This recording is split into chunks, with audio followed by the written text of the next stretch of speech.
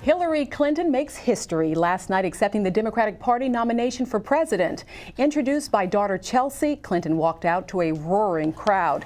In her address, she spoke about who she is and where she came from. It's being called one of the worst disasters to hit a Maryland historic area in years. Saturday night's flash flood left 2 people dead and devastated downtown businesses and homes.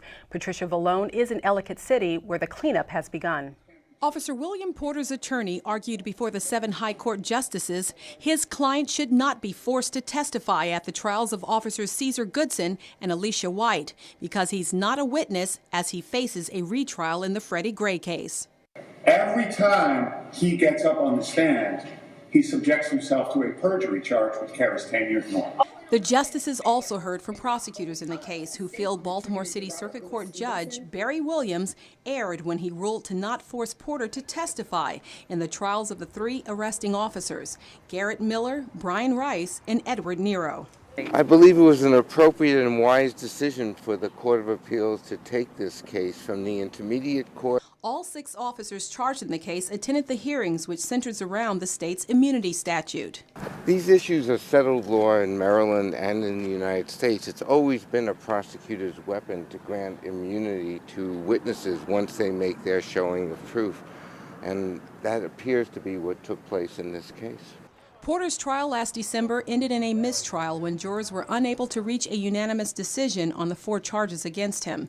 The 6 officers have all pleaded not guilty in the death of Freddie Gray, who suffered a severe spinal injury while in the back of a police van last April. The trials against the 5 officers and the retrial of Officer William Porter are on hold until the 7 justices here at the Courts of Appeal make their ruling. A decision is expected soon. Karen Adams, CTV News. And it's a cross between a car and a motorcycle, and it's now legal to drive on Maryland roadways. I want one. Maryland Transportation Secretary Pete Ron is talking about the Polaris Slingshot. Ron and his grandson Braden took one out for a spin here at Pete's Cycle. I enjoyed it really good. What'd you like about it? How it went really fast. This vehicle is actually, a class braking sort of vehicle, and we needed a new law that defined it so that we could combine the need for a normal driver's license as well as the safety requirements of a motorcycle. The Slingshot is not a car or a motorcycle, but an autocycle. It has 2 front wheels and a rear one, a steering wheel, seats, and standard transmission. You've probably seen them on the road, but since July 1st of this year, you're now able to register them here in Maryland. That's going to be a lot of fun. It's going to be a lot of fun for not only us at the dealership, but the consumers. I think these are super cool. And I'm really going to have to consider buying one of these myself. If you're looking to buy a Slingshot, Pete's Cycle for now is the only dealership selling them in the state. But they just came out with a roof finally for it, available for 2017, a rooftop, as they call it, a sunshade basically, to keep you out of the sun. But it's basically a 3-wheel convertible.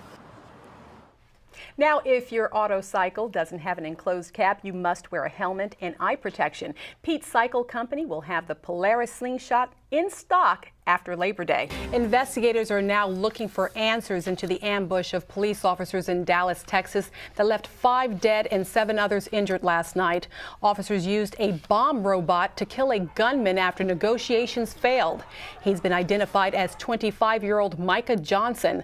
Dallas's police chief and mayor updated the media this morning. And a senior congressman and Washington's quarterback Kirk Cousins used a new video game to bring a lesson in financial literacy to Bowie High School today. Congressman Steny Hoyer and Cousins played on opposite sides as they taught a group of students about money management using the new game Financial Football. Financial literacy is, absolutely critical to people, and not having it when they get out of school and they start trying to manage their finances and they don't know how, they can get in a hole very quickly.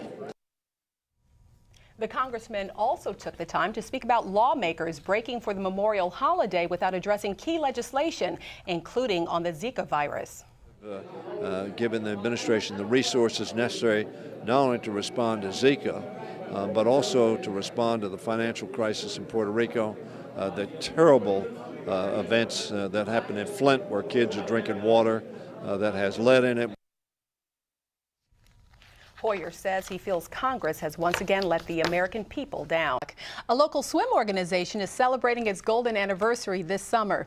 The Temple Hill Swim Club is turning the Big 5-0. Located at 5400 Henson Drive, the club hosts about 3,000 to 4,000 visitors during this summer season.